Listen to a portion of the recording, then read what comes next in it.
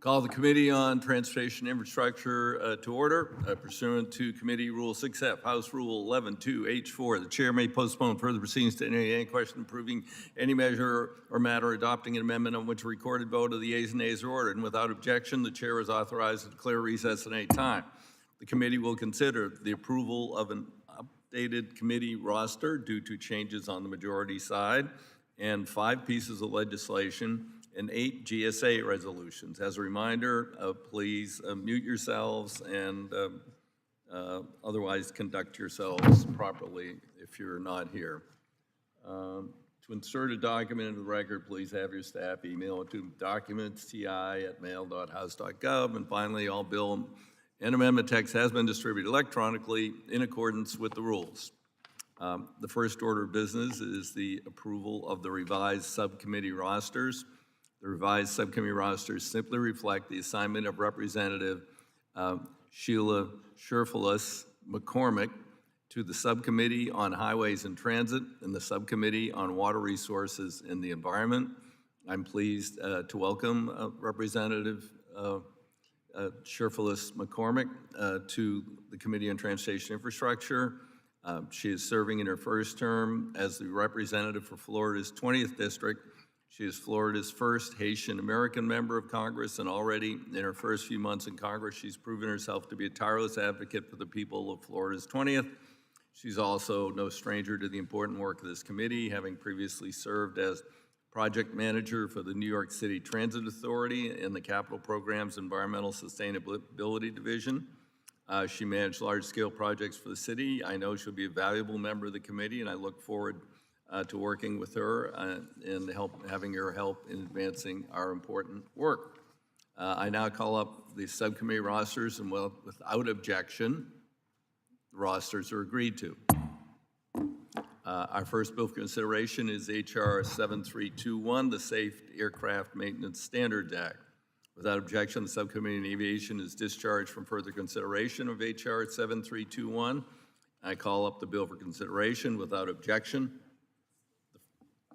the first reading of the bill is dispensed with, and the bill is considered as read and open to amendment at any point.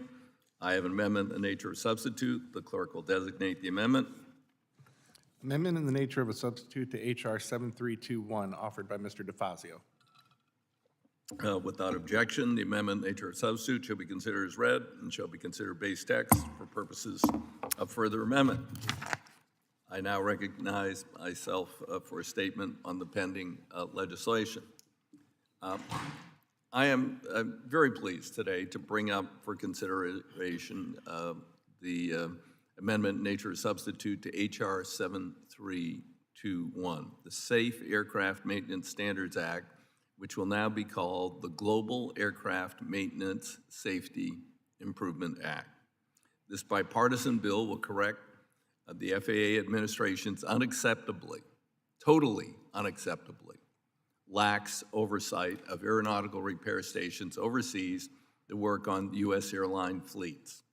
It will also improve FAA oversight of line maintenance performed on U.S. airlines fleets overseas. One level of safety. For over a decade, that has been the single-minded goal of Congress and the FAA in setting aviation policy. But until domestic and FAA-certified foreign repair stations are subject to the same oversight and the same safety standards, there's no hope we can achieve one level of safety. In fact, existing safety rules make clear that there is not truly one level of safety. Under current FAA regulations, domestic repair station workers are subject to mandatory drug testing, mandatory alcohol testing. Workers at foreign repair stations are not. Domestic repair station workers are subject to comprehensive background investigations. Foreign repair workers are not. What better way to commit a terrorist act than to put in a critical faulty part, like one of those bolts that holds on the engine? They cost about $10,000 each. You can make a fake one for, $10. Looks the same. Who knows how long it might last, and then you have a catastrophic accident. We need to be certain that the supply chain and the workers are secure. Unfortunately, more and more maintenance work for U.S. air carriers is being sent overseas. There's one estimate that nearly 50% by dollar volume of maintenance work on U.S. registered aircraft is performed by foreign facilities, and the global pandemic has only exacerbated this trend as more than 8,200 aircraft maintenance jobs left the United States in just the last 2 years. I have been ringing the alarm bell about this issue for about 2 decades. And at a hearing of the committee in 1997, I predicted airlines would engage in a race to the bottom, find the cheapest maintenance labor, which would not be in the United States. Sadly, a good deal of the industry has proven my prediction correct. In fact, one employee of an airline told the Government Accountability Office in 2016 that the airline relied on 100 different foreign repair stations for maintenance work, and representatives of foreign repair stations confirmed to the GAO investigators that they offer U.S. airlines lower labor costs. If we've learned one thing in aviation over the last couple of decades, the pursuit of cheap labor is a recipe for disaster. The Department of Transportation Inspector General has also been ringing the alarm bell. 5 audit reports containing 41 recommendations since 2002 to improve FAA's dangerously weak oversight of repair stations overseas. How many more Inspector General reports will it take for the FAA to do what they should do and take a leadership role in the international community and apply strong standards to foreign repair stations? In a provision I authored, it directed the FAA in 2016, that's 6 years ago, to issue a final rule on drug and alcohol testing and take measures to require background investigations, like with other critical safety rulemakings mandated by Congress. The FAA has failed to issue the final rule. The agency says certain employees are subject to some level of background screening. Wow, under a strange combination of existing rules. This is totally unacceptable. The bill we're marking up today will require the FAA to take decisive and specific steps to improve oversight of foreign repair stations. The language as proposed do the following.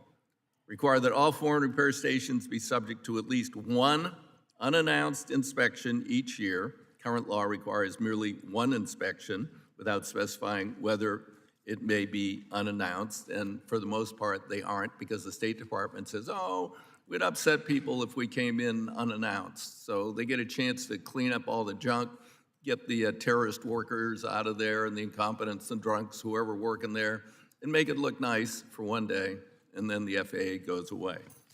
We got to put an end to that. Require air carriers to submit detailed reports to the FAA listing mechanical issues attributable to maintenance performed outside the U.S. Require supervisors and individuals who authorize aircraft for return to service hold FAA mechanic or repairman certificates. Prohibit the FAA from certificating new repair stations in countries designated by the FAA as Category 2, which indicates a lower level of safety, as well as prohibit air carriers from conducting heavy maintenance in such countries. We advise Americans not to fly on planes flown by those countries, but we're allowing our planes to go there to get fixed and then bring them back here. Prohibit FAA officials from traveling internationally, with the exception of critical travel, until the FAA has done its job. And they have complied with the 2016 mandate for final rule on drug alcohol testing and issued a final rule mandating security threat assessments of their employees. I want to thank the stakeholders for their support and tireless efforts in working toward an agreeable solution. While the bill may not include everything I would like to see, it is a giant step in the right direction. I particularly want to thank Ranking Member Sam Graves and his staff for helping us reach a resolution that will garner widespread support. I urge my colleagues strongly to support this bill. I now recognize the Ranking Member for such time as he may consume. Thank you, Mr. Chairman. And I appreciate the hard work that went into finding an agreement on H.R. 7321, or the Global Aircraft Maintenance Safety Improvement Act. Prioritizing the safety of our aircraft as they undergo repairs and maintenance is a goal shared by all the members of this committee, whether that work is done here or abroad. I'm pleased that H.R. 7321, as amended in this amendment, is in the nature of a substitute, ensures the level of safety that we all expect in a way that's consistent with our bilateral safety agreements and collaborative with foreign civil aviation authorities. International buy-in and collaboration is key if we want to chart a real path forward on aviation safety, and H.R. 7321 strives to do that. Notably, the bill has markedly improved from last Congress, and I want to thank the chair and his staff for working with us in a very bipartisan way. Under the bill, our domestic repair stations will not be exposed to retaliation by other countries, nor will American jobs be jeopardized. And again, improving oversight of foreign repair stations without damaging our standing and partnerships in the international community is the real goal here today. I appreciate the thoughtful work that went into this bill before us today. It serves as yet another example of our bipartisan commitment to aviation safety. And with that, I yield back. I thank the gentleman, and I recognize Representative Larson, Chairman of the Aviation Subcommittee, for a statement. Thank you, Chair. I'll be supporting this bill. Washington State is home to a robust aerospace network, which includes 107 repair stations vital to conducting the maintenance of aircraft and related components in the U.S. 43 of these stations are approved by the European Union Aviation Safety Agency, or EASA, including 10 in my own district. These companies employ over 1,400 women and men in the district who play an essential role in ensuring aviation safety. And I agree this committee must ensure the safety and integrity of all maintenance performed on U.S. aerospace products, including improved oversight by the FAA. I will note, however, I've heard from key stakeholders about their concerns with some aspects of the bill, specifically about the issue of retaliation. So I look forward to working with Chair DeFazio to assure my constituents, the women and men who work at these businesses in my district, that the bill does address their concerns. There are many improvements made to this bill over the last version of a last Congress, and I appreciate that as well. And when I'm back in my district, I do plan to spend some additional time with constituents to better understand how this legislation would impact them, both the positive aspects that they fully support and potential areas of continued improvement. So again, I look forward to working with you, Chair DeFazio, and our colleagues on the committee to enhance the safety standards and oversight of foreign repair stations. With that, I yield back. Thank you. I thank the Chair. Representative Graves. Thank you, Mr. Chairman. Mr. Chairman, first I want to thank you for working with us on this bill. I also want to thank Mr. Larson, and I want to echo some of the comments of Ranking Member Sam Graves in regard to ensuring we have aviation safety on a level playing field internationally. Look, it doesn't matter if aircraft are being maintained in my home state of Louisiana or overseas. These aircraft are often traveling all over the world. We've got to make sure we have some level playing field of safety. In the United States specifically, as we've discussed in this committee in many instances, aviation is the safest form of transportation, and we must continue to maintain and actually advance the level of safety that we currently enjoy in the aviation space. And I think that the traveling public deserves nothing less than that. We've got to make sure that we're cooperating with other countries. We've got to make sure that whether they're bilateral or multilateral agreements, that this bill is in compliance and doesn't disrupt those. We can't unilaterally impose U.S. law across the globe. And I think it's important that we're thoughtful of some of those conditions as we work right now to move this bill forward. I am pleased that the bill will bring together other countries that certify repair stations outside of their territory to examine how to best oversee these maintenance stations.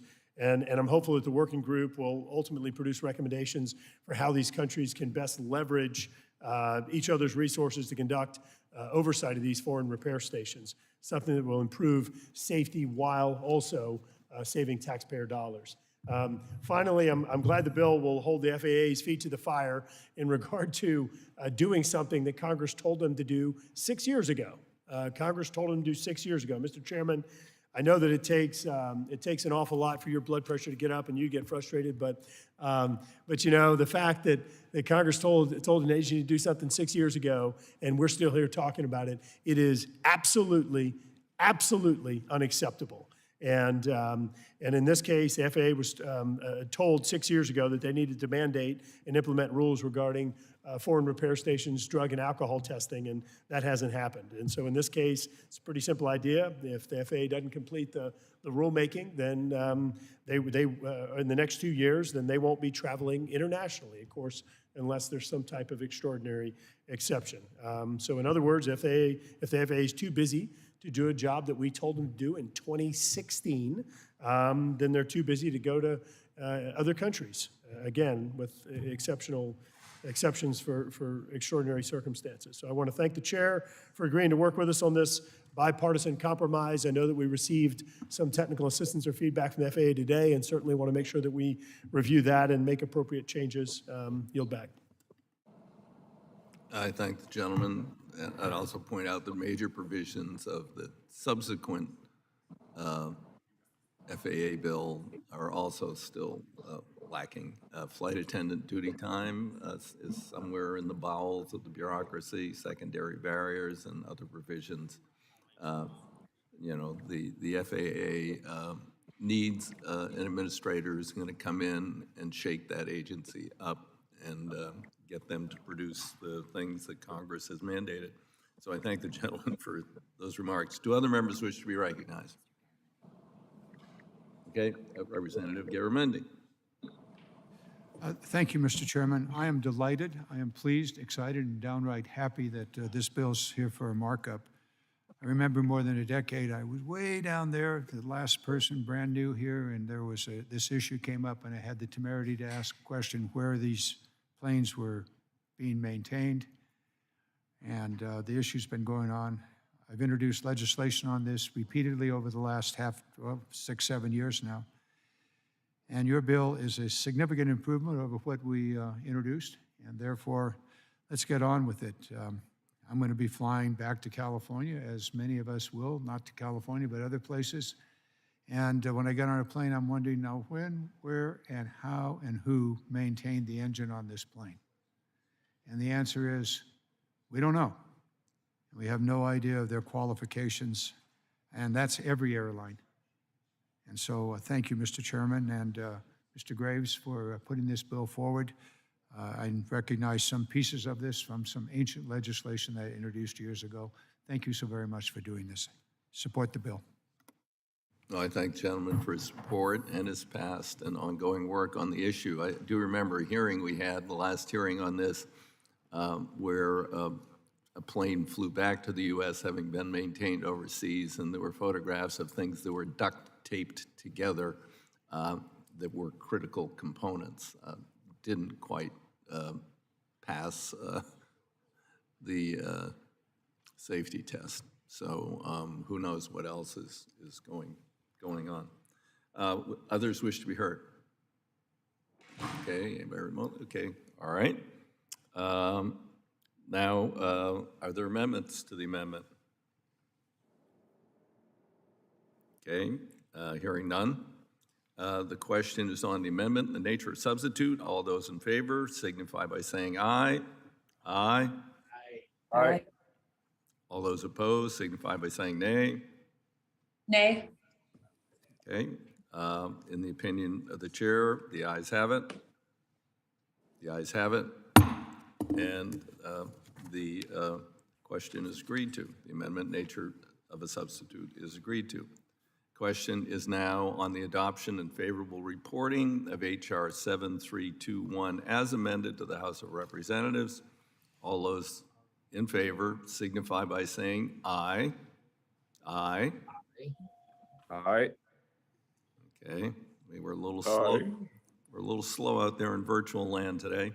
All those opposed signify by saying nay. No. Nay. Okay, in the opinion of the chair, the ayes have it. Mr. Chairman, on this, a request for recorded vote. Okay, record vote is requested. The clerk will call the roll. Mr. DeFazio, That would be aye. Mr. Fazio votes aye. Mr. Graves of Missouri. Aye. Mr. Graves of Missouri votes aye. Ms. Norton. Mr. Crawford. Ms. Johnson of Texas. Mr. Gibbs. Mr. Larson of Washington. Aye. Mr. Larson of Washington votes aye. Mr. Webster of Florida. Mrs. Napolitano. Mr. Massey. Mr. Cohen. Mr. Perry. Perry votes no. Mr. Perry votes no. Mr. Cirrus. Aye. Mr. Cirrus votes aye. Mr. Rodney Davis of Illinois. Mr. Garamendi. Mr. Cacto. Mr. Johnson of Georgia. Mr. Babin. Mr. Carson. Mr. Babin votes aye. Mr. Carson. Mr. Graves of Louisiana. Ms. Titus. Mr. Rouser. Mr. Rouser votes aye. Mr. Maloney of New York. Mr. Bost. Aye. Mr. Bost votes aye. Mr. Huffman. Mr. Weber of Texas. Ms. Brownlee. Mr. LaMalfa. Ms. Wilson of Florida. Mr. Westerman. Mr. Payne. Aye. Mr. Payne votes aye. Mr. Mast. Mr. Mast Lowenthal. votes aye. Mr. Mast votes aye. Mr. Lowenthal. One by one? You can just jump in and say, because they called you. Mr. Gallagher. Yeah, they'll come back. Mr. Desaulniers. Mr. Fitzpatrick. Patrick votes aye. Mr. Fitzpatrick votes aye. Mr. Lynch. Ms. Gonzalez Colon. Mr. Carbajal. Mr. Balderson. Carbajal votes aye. Mr. Carbajal votes aye. Mr. Balderson. Alderson votes aye. Mr. Balderson votes aye. Mr. Brown of Maryland. Mr. Stauber. Mr. Malinowski. Mr. Burchett. Mr. Burchett votes no. Mr. Stanton. Dan votes aye. Mr. Stanton votes aye. Mr. Johnson of South Dakota. Johnson votes aye. Mr. Johnson of South Dakota votes aye. Mr. Allred. Mr. Van Drew. Mr. Van Drew votes yes. Mr. Van Drew votes aye. Ms. Davids of Kansas. Davids votes yes. Ms. Davids of Kansas votes aye. Mr. Guest. Mr. Garcia of Illinois. Mr. Nels. Nels votes aye. Mr. Nels votes aye. Mr. Pappas. Pappas votes aye. Mr. Pappas votes aye. Ms. Mace. Mr. Lamb. Ms. Maliatakis. Mr. Moulton. Moulton, aye. Mr. Moulton votes aye. Ms. Van Dyne. Van Dyne votes nay. Ms. Van Dyne votes no. Mr. Auchincloss. Auchincloss, aye. Mr. Auchincloss votes aye. Mr. Jimenez. Jimenez votes aye. Mr. Jimenez votes aye. Ms. Bordeaux.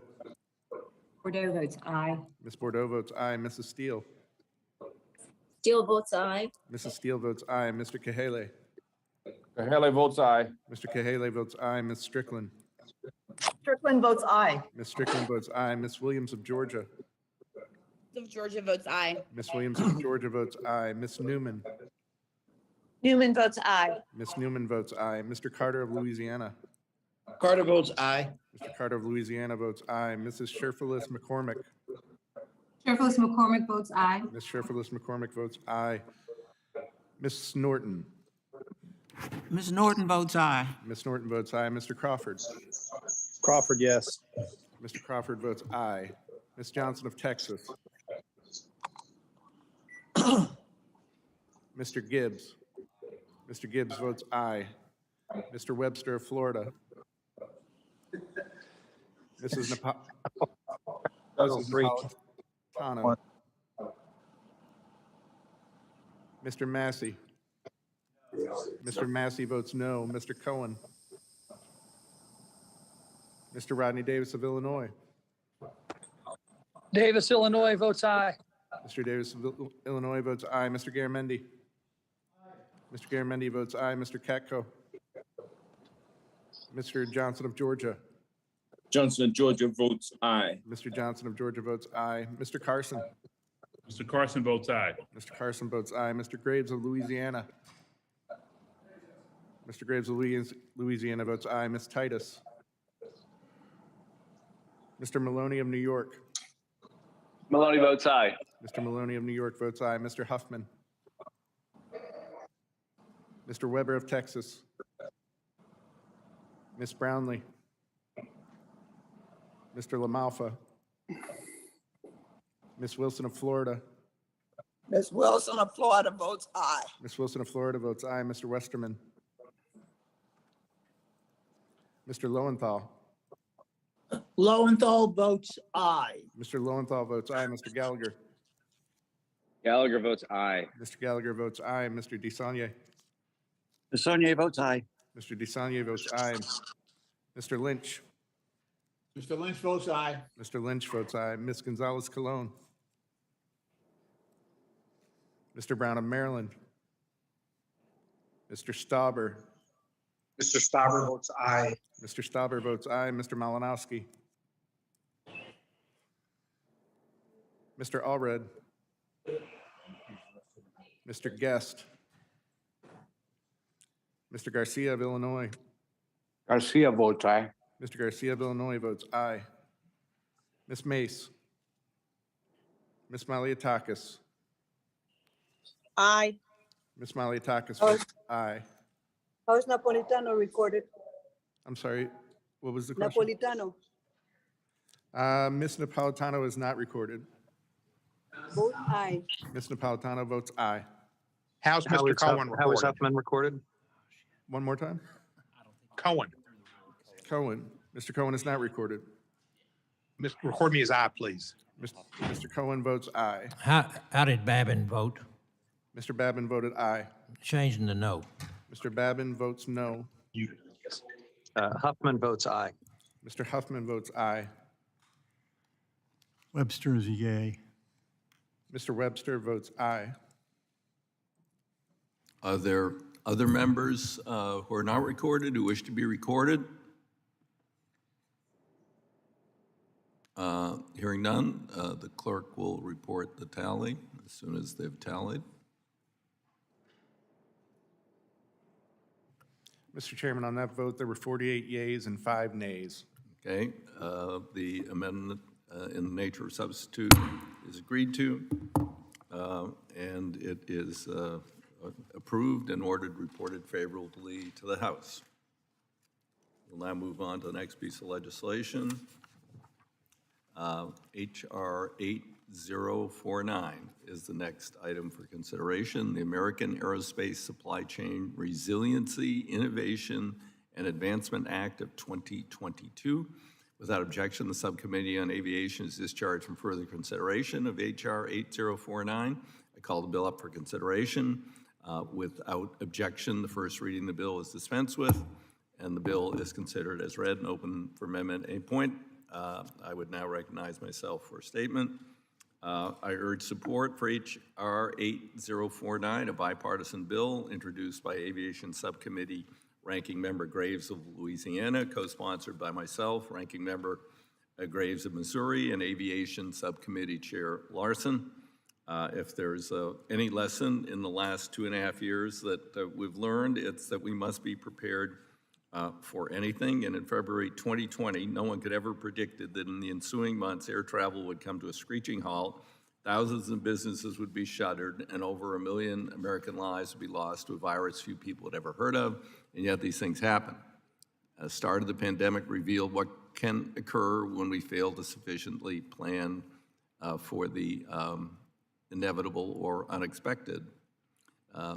Fortunately, we've come a long way since the pandemic. The recovery of the economy is ongoing. But more and more Americans are feeling financially squeezed. The relatively quick economic rebound from the depths of the pandemic caught many businesses by surprise, leading to large-scale supply shortages. Higher prices, increased labor demand become particularly painful for small businesses, with 45% of all small businesses reporting domestic supplier delays.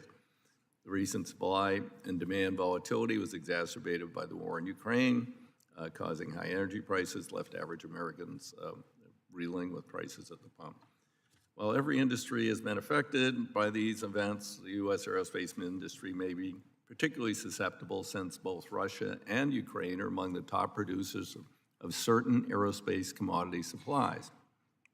This includes titanium, a vital metal used in critical aerospace-related equipment, such as castings, fastening systems, engine parts, among other things. A prolonged war, on top of the pandemic-related supply chain issues we're still recovering from, could expose the industry to higher costs, increasing supply chain disruptions, unless we have a plan in place. That's why I've co-sponsored H.R. 8049, establish an aerospace supply chain resiliency task force made up of industry, labor, and aerospace experts to assess the risks to the U.S. aerospace supply chain, make recommendations to Congress on how to ultimately strengthen the industry's supply chain resiliency in the future. This bipartisan bill will help the aerospace industry continue its robust post-pandemic recovery, protect U.S. aerospace businesses, workers, and consumers from costly future supply chain disruptions. For those reasons, I support the bill, encourage my colleagues to do the same. I now recognize Ranking Member of the full committee, Mr. Graves, for his statement. Thank you, Mr. Chairman, and I'm proud to support and co-sponsor H.R. 8049, which was introduced by Aviation Subcommittee, Ranking Member Garrett Graves. America's supply chain crisis, it continues to hit families and businesses hard. From record prices at the pump to bare shelves in grocery stores across the country, no one is immune from the supply chain delays and shortages. The aerospace industry in particular is feeling the effects of this crisis firsthand, as there continues to be a shortage in components and materials vital to manufacturing and the repairing of aircraft. Given the importance of this industry to our national security, we must better understand the risks and identify potential solutions to mitigate current and future disruptions. H.R. 8049 strives to do just that by examining ways to fix these issues by creating the Aerospace Supply Chain Resiliency Task Force. The task force will provide opportunities for industry stakeholders to assess the risks to the domestic aerospace supply chain and make recommendations to ensure its resilience. I also want to thank Chairman DeFazio and Chairman Larson for co-sponsoring this legislation. Again, H.R. 8049 is going to help tackle the aerospace supply chain crisis head-on and ensure that our nation's leadership in aviation is resilient against shortages and bottlenecks. I urge my colleagues to support the bill and will yield back the balance of my time. I thank the gentleman. Now recognize Chair Larson for his statement. Thank you, Chair. During the pandemic, we passed the American Rescue Plan, and part of that was included a bipartisan bill called the Aviation Manufacturing Jobs Protection Act. The fundamental purpose of that, co-sponsored by me and co-sponsored by Ron Estes, representative from Kansas, was to ensure that there was a available workforce once the aviation industry was able to turn around after the pandemic. And thanks to that bill, 30,000 jobs in the aviation supply chain were protected. And these were jobs at the smaller aviation supply chain businesses, the folks who make the parts that go into components that go into airplanes.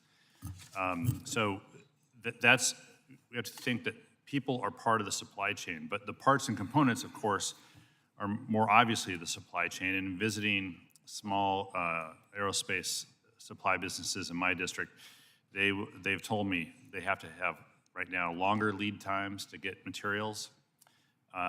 They're building up inventory, so they have the inventory in anticipation of a turnaround, especially in the international market, what's called the wide body market. So think of the 777X or the A350. That wide body market, it really serves the international community. And when I say international, it's not just U.S. to Europe, U.S. to Asia. It's within Southeast Asia. It's north to south traffic, northern hemisphere to southern hemisphere traffic. That market is not yet recovered, but when it does come back in full force, it will come back in full force quickly. That's why this bill is important to begin the process of looking at what it will take to ensure that there is resiliency in the supply chain. So there are the parts, there are the components, and importantly, there are the people available to support the building, manufacturing of the airplanes that will support those markets. In addition, of course, to the shorter haul markets that have come back very robustly. And we're seeing that, if you're flying, you're seeing that with full airplanes this summer. So I appreciate Representative Graves Louisiana's efforts to get this done. Representative Graves, the ranking member from Missouri, and the chair, Mr. DeFazio, for getting this bill done, and very pleased to support it. It's an important bill, a timely bill, and I ask the members of the committee to support it. Thank you, and yield back. Thank you, gentlemen. I recognize Ranking Member Garrett Graves. Thank you, Mr. Chairman. Mr. Chairman, I want to thank you and Chairman Larson, as well as Congressman Graves from Missouri, for working with us on this legislation. Look, we've all seen the supply chain issues. We've all experienced delays in canceled flights and passenger travel.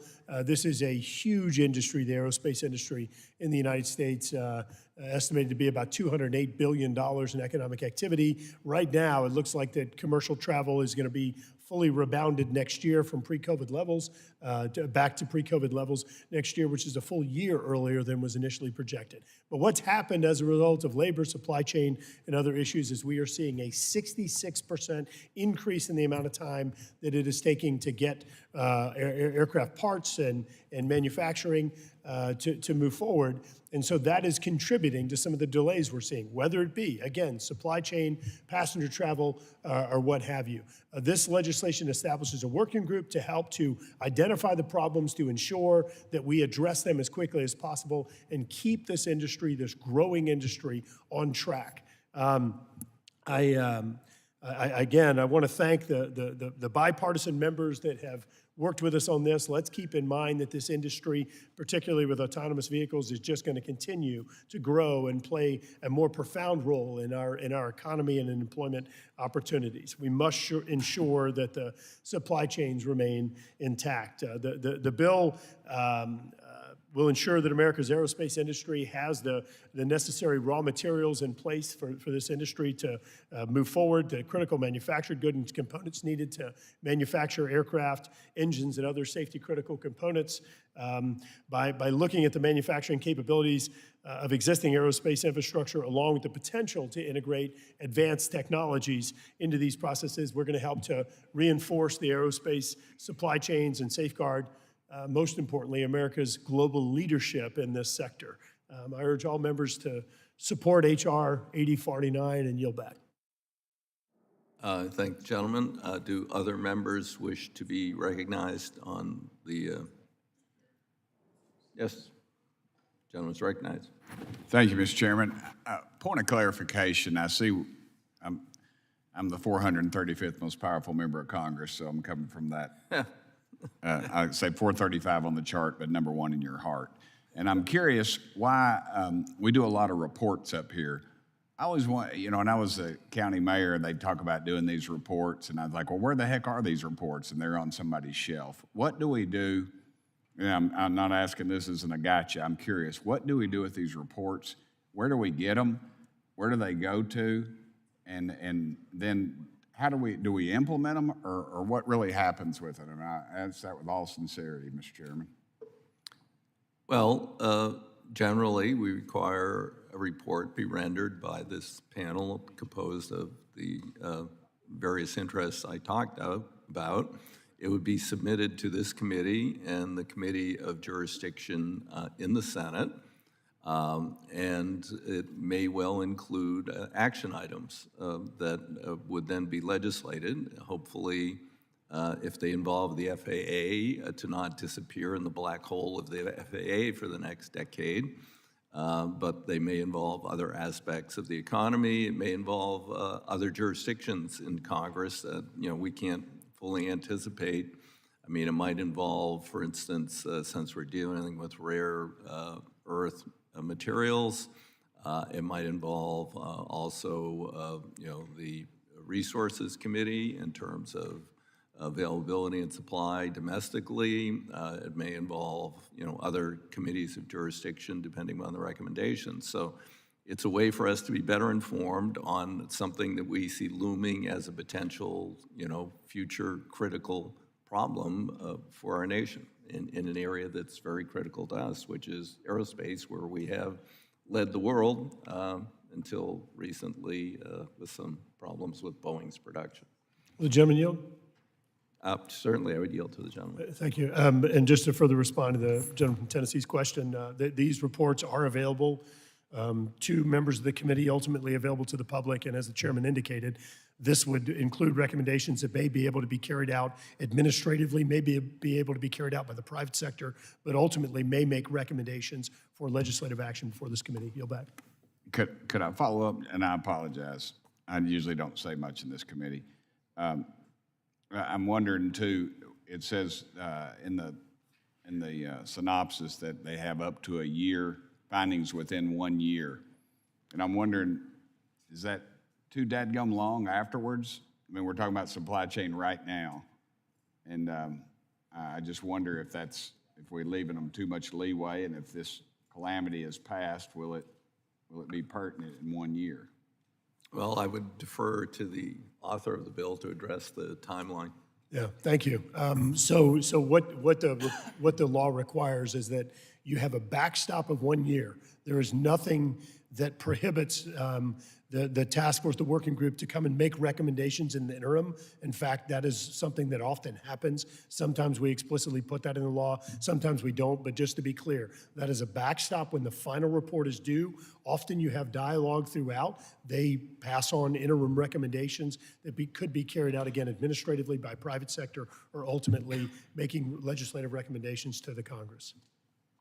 Okay, is that good? All right. Anyone else Yeah, Mr. have Chair. either inquiries or a statement? Just to, Mr. Chair, I'd yield to the gentleman. thank you very much. Just quickly, my goal for this bill is to get reports back so that we can identify actions possibly that we could take legislatively. As Mr. Graves said, some of this will be administrative, some will come to the private sector, but some will come legislatively. And I would note that Mr. Burchett neglected to count the 5 delegates. So he's actually the 440th most powerful member of Congress, not 435th. And I yield back. For the record, I knew the answers to that. I was just asking for Mr. Perry, just because he didn't want to be embarrassed because of his aged condition. Okay.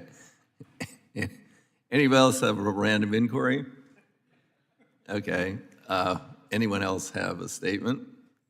Okay. If not, are there amendments to the amendment in the nature of substitute? Mr. Chairman, I have one amendment at the desk today. Okay. Clerk will report the amendment.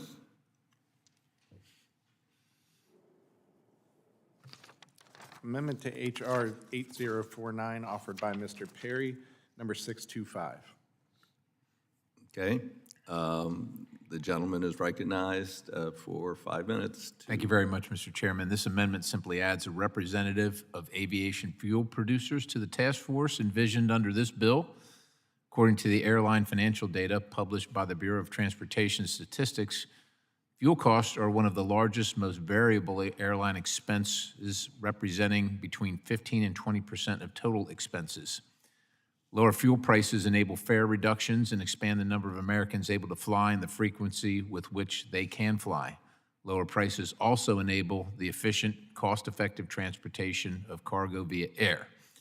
Unfortunately, we've seen fuel prices of all types rise due to poor public policies and artificial supply restrictions aimed at eliminating the very industry that fuels the safe and efficient transport of goods and people via air. As a result, constraints on the fuel supply chain threaten the viability of the industry and have the potential to make flying out of reach for the average American. It is critical that we address this and give it the attention it deserves. As this task force looks for ways to alleviate supply chain disruptions, shortages, and bottlenecks for components needed by the aerospace industry, it is vital that fuel producers have a seat at the table, given the fact that without their product, the aerospace industry, as we know it, ceases to exist. And I urge support of the amendment, and I yield the balance. Do others wish to speak to the amendment? Representative Graves? Thank you, Mr. Chairman. Mr. Chairman, I just wanted to have a moment of silence or maybe a moment of introspection for us just to all contemplate the first time in Mr. Perry's history where he has getting about 1,000 on amendments before this committee. So with that, Mr. Chairman, I just ask a moment of silence. Go back. Mr. Chair. At the risk of breaking precedent here, I rise in support of the amendment offered by Mr. Perry. I know it's a shocker, but this amendment does add a membership seat for a representative of the aviation fuel provider to the Resiliency Task Force, given the fact that it is a significant operating cost factor for the airlines. In fact, a lot now, we're all noticing, if you're checking the price of your tickets to go home, they've gone way up. And in part, that is due to demand, but the other part is due to the reality of extremely expensive fuel, especially for those airlines that didn't hedge. This would be a real addition to the Resiliency Task Force, and I support the amendment. Do others wish to speak to the amendment? Representative Larson. Thank you, Mr. Chair. I too want to support this amendment as well. I just want to note, I think it's written broadly enough to accommodate the changing nature of fuel used in aviation as it changes over time. I don't know that the task force will be around that long, but written broadly enough, and so I ask people to support that as well. And I do want to make one correction. There are actually 6 delegates to Congress, so Mr. Burchett is the 441st most powerful member of Congress. I apologize for getting that wrong. Yield back. Mr. Chairman, The gentleman is recognized. in these apocalyptic times, I look at, with all this agreement up here, I wonder if it's truly the end times and I have been left behind and all the good people have been taken off this earth. So I just want to point that out. Just wanted to say goodbye. Yeah. So if you don't understand that, talk to one of our conservative members. They'll explain it to okay. you, that whole scenario. I expect we're all going to disappear in about Thank you, Mr. Chairman. 1 minute. There are amendments to the amendment. Hearing none. If not, the question is on the amendment. All those in favor signify by saying aye. Aye. Aye. Aye. Those opposed Aye. say no. In the opinion of the chair, the ayes have it. The amendment's agreed to. The question is now on adoption favorable reporting of H.R. 8049 as amended to the House of Representatives. All those in favor signify by saying aye. Aye. Aye. Aye. Aye. Those opposed by saying nay. The ayes have it. The bill is approved and reported favorably to the House. Next item for consideration. There you go. It's a new day. Our next item for consideration is H.R. 1468, the Securities and Exchange Commission Real Estate Leasing Authority Revocation Act. Without objection, Subcommittee on Economic Development, Public Buildings, Emergency Amendment, discharged from further consideration of H.R. 1468. I call up the bill for consideration. Without objection, the first reading of the bill is dispensed with, and the bill will be considered as read and open for amendment. Congresswoman Norton. Oh.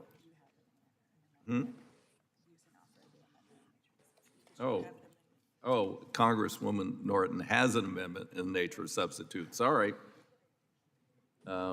Well, I guess I will have, on behalf of Ms. Norton, an amendment in the nature of substitute. Clerk will designate the amendment. Amendment in the nature of a substitute to H.R. 1468 offered by Mr. DeFazio. Without objection, the amendment in nature of substitute shall be considered as read and shall be considered base text for purposes of the further amendment. I now recognize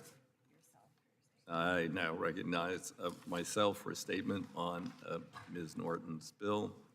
I support Securities Exchange Commission Real Estate Leasing Authority Revocation Act, which will revoke the Real Estate Leasing Authority, the Securities Exchange Commission, and return it to the GSA, the federal government's real estate arm. Prior to 1990, GSA was responsible for leasing office space for the SEC, but the SEC amendments of 1990 authorized SEC to lease real property for office purposes, exempted such leasing from GSA space management regulations and directives. Given the fact that the SEC has had a very poor track record when utilizing these authorities over the past 30 years and costing the taxpayers unnecessary funds, I support Congresswoman Norton's effort to revoke the SEC's independent leasing authority. Urge my colleagues to do the same. I now recognize the ranking member of the Subcommittee on Economic Development, Public Building, Emergency Management, Mr. Sorry, Sam. Thank you, Mr. Chairman. H.R. 1468, it revokes the Securities and Exchange Commission's leasing authority for general office space and brings them in line with the current leasing practice through the GSA. In 2012, the SEC violated federal law by signing a lease for 1.4 million square feet that cost the taxpayers over $566 million. This resulted in an investigation by this committee that found that the SEC had exceeded its authority. This bill is going to ensure that the SEC, like all other federal agencies, continues to use the GSA for its space needs and provides more safeguards with the taxpayers' money. With that, I yield back. Thank you, gentlemen. I would now recognize the author of the amendment, Ms. Norton, for her statement.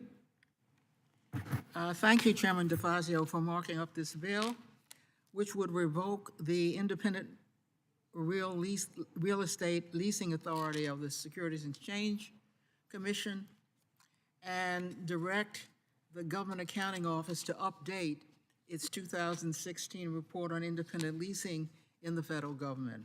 While there are a number of federal agencies that have independent leasing authority, the SEC has a history of egregious real estate practices. In May 2005, the SEC disclosed that it had unbudgeted costs of approximately $48 million for the construction of its headquarters near Union Station. In 2007, after moving into its headquarters, the SEC shuffled its employees to different office space at a cost of over $3 million without any cost-benefit analysis or justifiable rationale. In 2010, the SEC conducted a deeply flawed and unsound analysis to justify the need for the SEC to lease 900,000 square feet and to commit over $500 million over 10 years, overestimating its space needs by over 300%. In addition, the SEC failed to provide complete and accurate information and prepared a faulty and backdated justification and approval after it had already signed the lease. In August 2016, the General Services Administration and the SEC entered into an occupancy agreement to authorize GSA to secure a new 15-year lease. In December 2016, GSA, with the approval of the SEC, submitted a prospectus to Congress for approximately 1.3 million square feet, which Congress approved in 2018. By July 2019, GSA had received final bids, resolved all protests, and even selected a final bidder. A month later, the SEC canceled the occupancy agreement, citing concerns about the value of the purchase option that the SEC refused to document to Congress. The SEC effectively vetoed the entire 3-year procurement process, despite not having the authority or funding mechanism to exercise the purchase option without GSA's involvement. Finally, after much back and forth between the two agencies, GSA entered into a lease for a new SEC headquarters in September 2021. The SEC says it will continue to have GSA do its leasing in the future, but the SEC's history of egregious leasing conduct, having squandered hundreds of millions of dollars, makes this bill necessary. These public blunders also risk undermining the reputation of GSA and the federal government among the developers and building owners that participate in federal lease procurements, and ultimately driving up costs of all GSA real estate procurements due to the threat of uncertainty. It is time for Congress to return the SEC's leasing authority to the GSA, the federal government's real estate arm. As the GSA has demonstrated over 3 decades, it is incredibly inefficient, wasteful, and redundant to have the SEC involved in real estate procurements when GSA exists for that very reason. Like other federal agencies, the SEC would continue to have input and involvement in the real estate decision-making process, but GSA would have the ultimate authority. I urge my colleagues to support this bill. I thank the gentlelady. Now recognize Ranking Member Webster. Thank you, Chair. I also want to thank the majority for working with Republicans on this particular provision that requires the GAO to update the July 2016 report that examines independent leasing authorities. And hopefully we can avoid this in the future and save the taxpayers' money. I support the bill. Yield back. I thank the gentleman. Others wish to be heard? Hearing none. There we go. Yes, Representative Perry. Mr. Chairman, now there's a lot of differences between the members of Congress, this committee, a lot of acrimony, but on occasion, even the farthest difference between the two sides can meet. I commend the gentlelady for the legislation, and I'm happy to support it, and I would urge all my colleagues to do the same. With that, I yield back, Mr. Chairman. We're certainly going to want to memorialize this day in the committee. Are there other members who wish to be heard? Okay, hearing none. Are there amendments to the amendment? Chairman, am I in the right committee here? What? Am I in the right committee? I hear this, everybody working together here. Yeah, Representative Series, do you wish to be recognized? Or- Yes, please. Okay, you're I'm recognized. asking, am I in the right committee here where everybody working together? Well, it's not unprecedented, this committee. We've done major legislation just recently that we worked together on. One's about to be, I'm only kidding. Okay, Thank you for your all right. leadership. okay. Thanks, Elvio. Anybody else? Okay. Are there amendments to the amendment? Hearing none. Then the question on the amendment, nature of substitute. All those in favor signify by saying aye. Aye. Aye. Aye. Those opposed by saying nay. The ayes have it. The amendment and nature of substitute is agreed to. The next, didn't do that yet. Okay, the question now on adoption of favorable reporting HR 1468 as amended, the House of Representatives. All those in favor signify by saying aye. Aye. Aye. Those opposed signify by saying nay. The ayes have it. The bill is amended and approved, ordered reported favorably to the House. Next item for consideration is HR 7789, Planning for Animal Wellness Act. Without objection, the Subcommittee on Economic Development, Public Buildings, Emergency Management is discharged from further consideration of HR 7789. I call up the bill for consideration. Without objection, the first reading of the bill is dispensed with, and the bill is considered as read and open for amendment at any point. Is Representative Titus available remotely? No, she's not. Okay. Then I now recognize myself to make a statement. I support HR 7789, introduced by Subcommittee Chair Dina Titus. The bill requires FEMA to establish a working group of experts to review and, if necessary, update its guidance for addressing the needs of animals and pets during and after disasters. Animals are among the most vulnerable when disaster strikes. Like people, they may be displaced or require evacuation and sheltering. However, disaster shelters are often unable or unwilling to accommodate animals, pets and other domestic animals.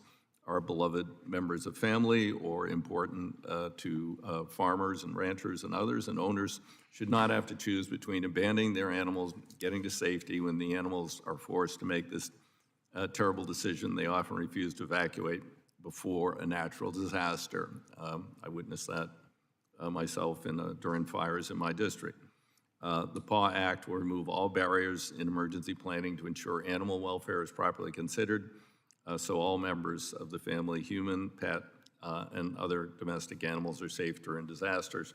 I support this legislation. Ask my colleagues to do the same. I now recognize Subcommittee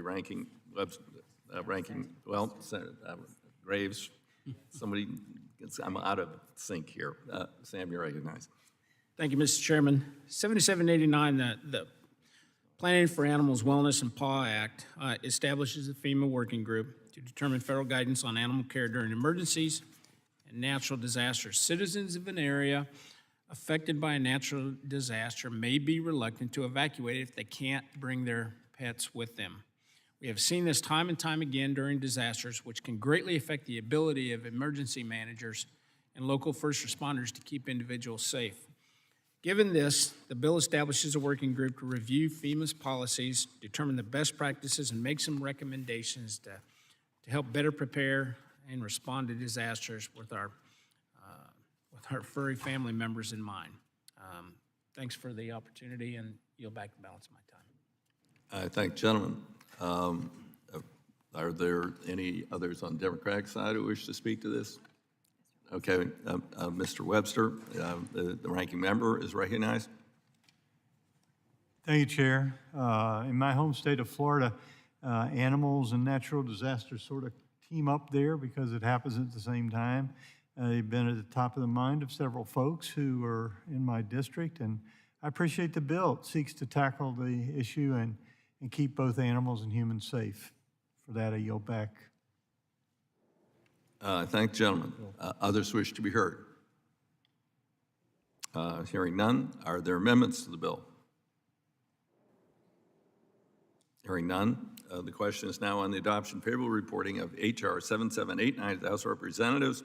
All those in favor signify by saying aye. Aye. Aye. All those opposed signify by saying nay. The ayes have it. The bill is approved and reported favorably to the House. Our next item for consideration is H.R. 5774, the Expediting Disaster Recovery Act. Without objection, Subcommittee on Economic Development, Public Buildings, Emergency Management is discharged from further consideration of H.R. 5774. I call up the bill for consideration.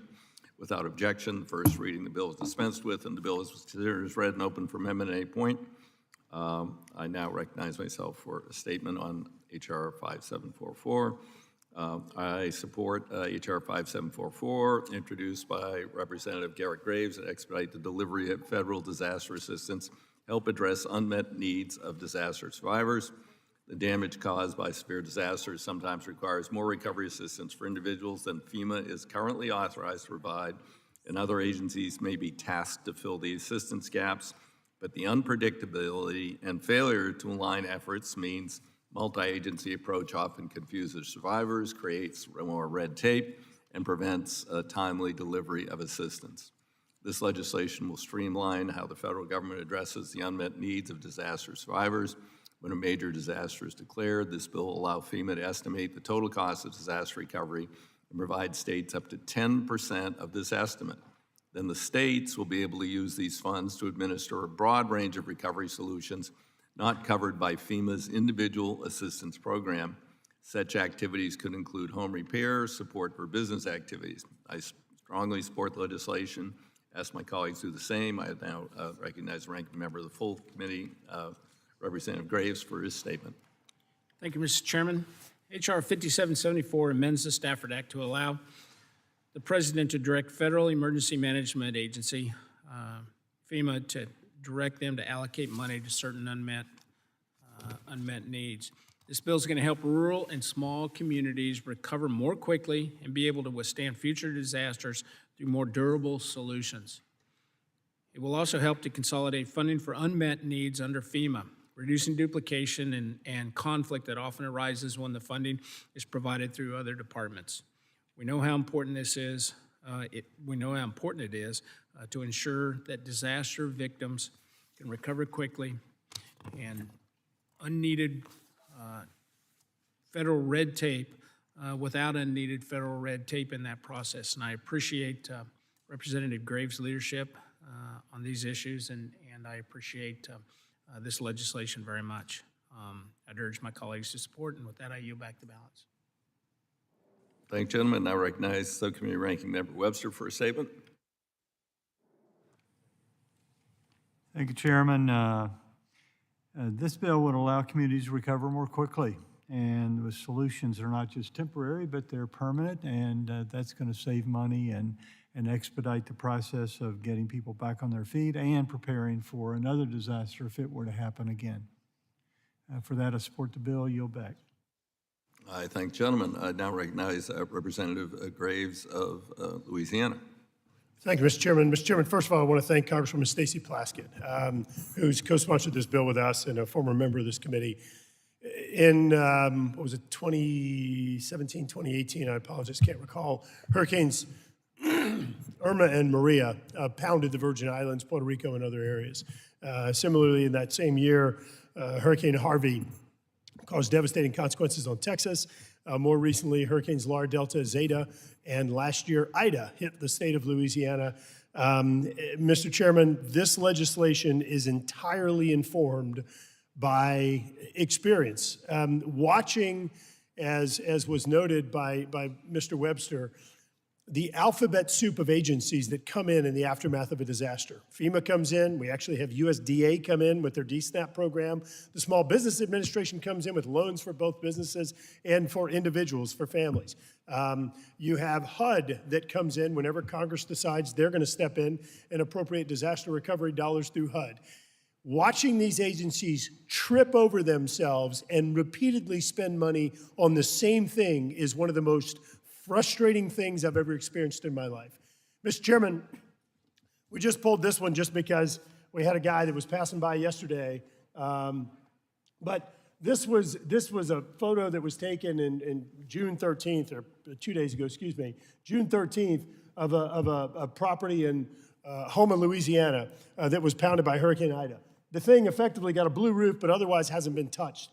Mr. Chairman, I can show you pictures that look very similar to that and not once or twice, but dozens and dozens of times from the 2016 flood that we had in Louisiana. So what this bill tries to do is, as Mr. Webster noted, what happens is FEMA will come in, but they only make temporary repairs. I have watched the same week where FEMA will come in and they'll pay for maybe a plastic sink and a hot plate and a microwave and maybe putting sheetrock on a bathroom wall. Watching a contractor come in the same week, rip it all out, only to do permanent repairs. Taxpayers are funding over and over and over again, and it has to do with the temporary nature of repairs and the lack of really coordination among the different agencies. Look, I don't want to get a big fight with other committees, but I'll tell you, the fact that the committee jurisdictions are split the way they are, all it does is contribute to re-victimizing disaster victims. So this bill, bipartisan legislation, and I'll say it again, it's informed by all the disasters. It's designed to save money, to give more certainty and predictability to disaster victims and allow us to get recovery faster and less expensive. And my gosh, just pay for it one time. So, Mr. Chairman, I want to thank you and staff on both sides that worked with us on this, and I urge adoption of the legislation to yield back.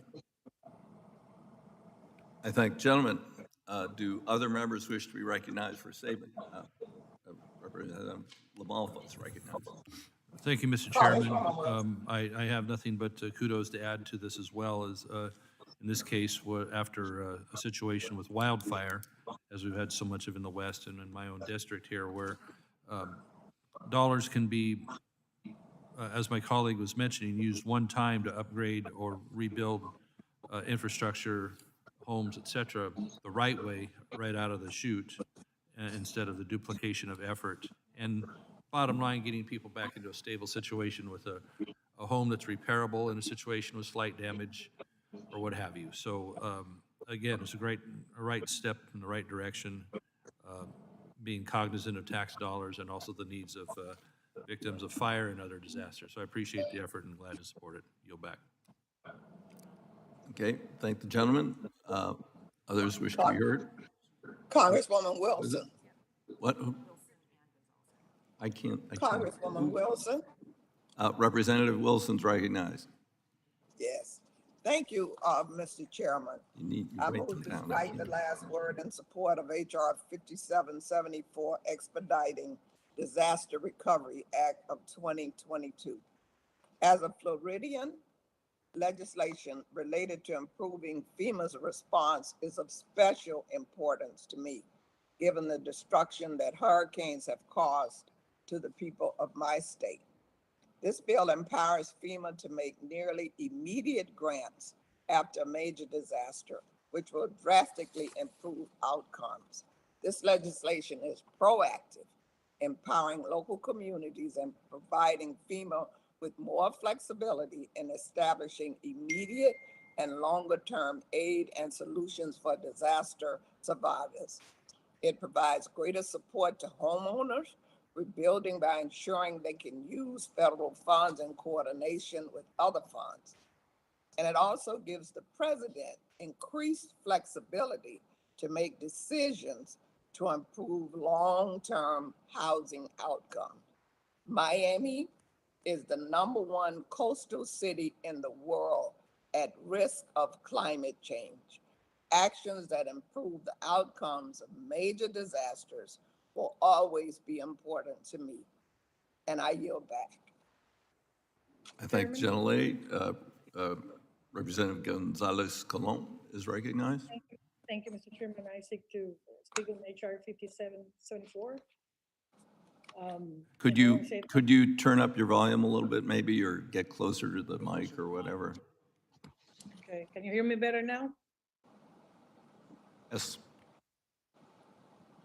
Yes, I want to support this bill, the Expedited Disaster Recovery Act presented by Mr. Grave of Louisiana, which I am pleased to co-sponsor. I think this bill joins with other legislative proposals the committee has seen, such as the Speed Recovery Act, which I also co-sponsor with Mr. Graves, and the FEMA Caseworker Accountability Act, and my own Post-Disaster Assistant Online Accountability Act that was passed by the House in Monday session, are necessary steps towards updating disaster recovery procedures. And I want to thank the chairs and the ranking members of the subcommittees and the full committee for helping make those approvals possible. As we know, in the aftermath of many disasters in recent years, FEMA itself, in internal and external reports, recognized that many of the old standards procedures were no longer adequate to address the needs of communities faced with disasters. Cost has increased, resources have become limited, and the frequency and magnitude of large-scale incidents has increased, requiring the response agencies to develop greater flexibility among their procedures. During the recovery process in Puerto Rico from Hurricane Irma Maria, we faced many cases where the local authority was not in a position to initiate work first and then seek future reimbursement. And too often, both public and private beneficiaries were faced with processes that move very slowly and parameters and guidelines about coverage of unmet needs that limited or complicated the aid request. We're still seeing those cases back on the island. Although FEMA and other federal agencies under different administration have been open to using what administrative flexibility they already have, often that is not enough. They always request, they're not allowed by law to make those flexible procedures happen.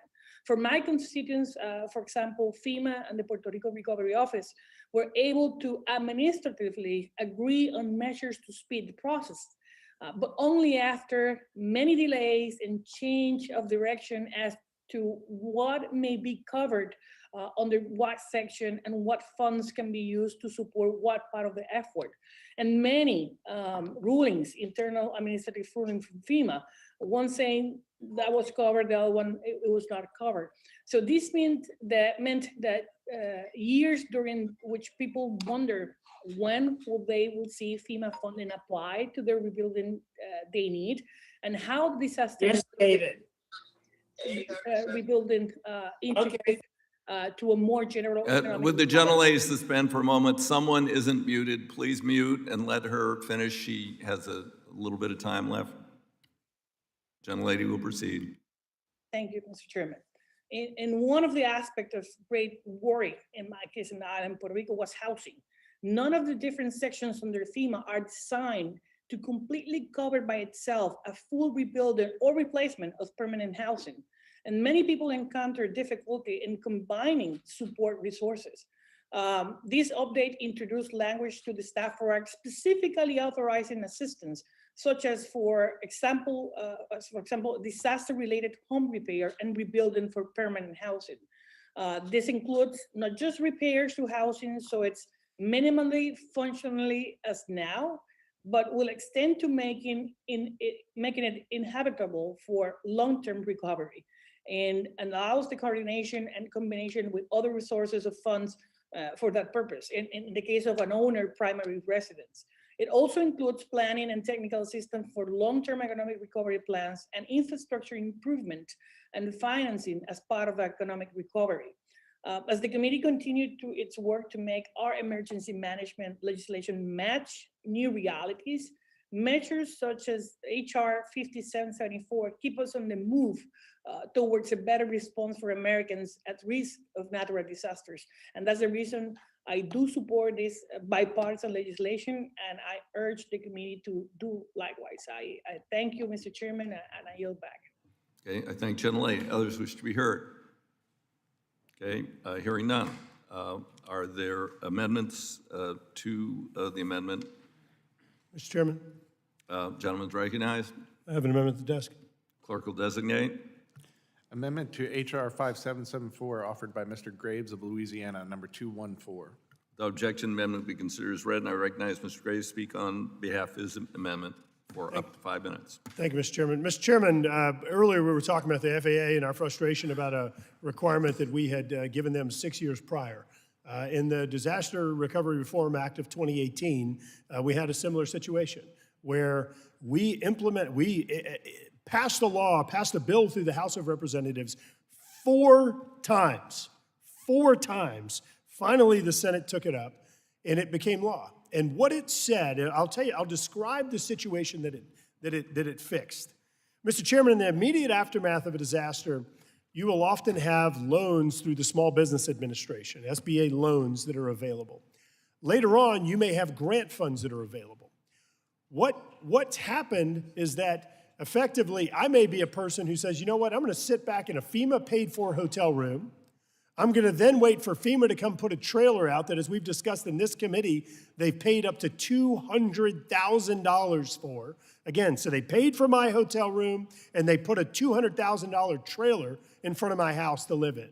Rouser gets hit by the same disaster. He says, you know what, I got to take care of my community, my family, whatever, and I'm going to go and I'm going to get this loan because it's the only thing that's available. I'm going to go rebuild my place. Well, then fast forward, they make grant dollars available. I can get a grant. I'm eligible to get a grant. Rouser, because he got a loan, he's ineligible. So not only did I cost FEMA my hotel room and I cost FEMA the trailer, but I also get a grant. Rouser is paying a loan back. And so we did a fix in DARA in 2018, bipartisan fix. It was initially a bill that Congressman Cedric Richmond and I introduced. And what it did is it said that that's not a duplication. It's not a duplication. You don't want to disincentivize good behavior. You don't want to put everybody to where they sit back and wait for a grant if they become available. And so we're all popping champagne corks, think it fixed the problem. North Carolina asked for it. Puerto Rico asked for it. We had folks in Texas that asked for it. And lo and behold, we have the bureaucrats that come and start inventing new criteria despite the fact that the provision has at least a partial notwithstanding clause in it. This is a perfect example of the federal government re-victimizing disaster victims. And so what we have to do here, Mr. Chairman, is unfortunately we have to refix or restate what this House has already passed 4 times. And so I do want to thank you, Mr. Chairman, your staff. I want to thank Ranking Member Sam Graves and his team for working with us on this. This is something that we've been talking about now in this committee for at least 3 years. And I appreciate y'all doing this, but I want to be clear on this because I know Mr. Perry and others are going to be sensitive to this. This is not about appropriating a single penny more. It is all about providing flexibility for existing funds that states have received from disasters. That's it. It's not designed to increase a single penny of appropriations. It's all about flexibility of existing dollars. And I will say it again, this is entirely informed from representing disaster impacted citizens, communities. And this is one of the most frustrating things. There has been a complete refusal at OMB, at HUD, for anybody to take responsibility for inventing new criteria that literally right now you have homes that are mucked and gutted from a 2016 1,000-year flood in the areas that I represent that have not been rebuilt, despite the fact that money is in the bank. People have needs because some bonehead invented criteria that's not in the law and was inconsistent with congressional intent. So, Mr. Chairman, I urge adoption of the amendment and yield back. I thank gentleman, thank him for his passion. I fully support the amendment. As he mentioned, some bureaucratic bonehead came up with criteria that was not in the law as passed by Congress. And this will rectify that problem and right and inequity and help people recover from these disasters, whatever the cause. Mr. Chairman, I'd like to speak in favor of this as well, Okay. if you don't mind. Gentleman is recognized. Yes, sir. Thank you very much. As someone who has been impacted over and over again by hurricanes in my district, District 36, I represent Houston over to Louisiana. I've worked with Representative Graves a number of times across the Sabine River, and I can't agree more with how ridiculous, how absurd this duplication of benefits problem is. And it is not an increase in monies coming out of the pocketbooks of taxpayers. This will be common sense and will reward instead of penalize responsible behavior on the part of American citizens who've been negatively impacted by these disasters. So I hope that all of you will support this amendment. I yield back. Thank you, gentlemen. Do others wish to be heard? Mr. Chairman. Representative, there's someone remotely, I don't know. Right here. It's me, right in front of you. Oh, okay. I thought it was, well, all right. You're recognized, Mr. Rouser. It's just the echo of the chamber here, I think, Mr. Chairman. No, I appreciate the opportunity to support this amendment, and not just because I don't like paying interest rates. I don't like to have to take out a loan, Garrett, so I appreciate that.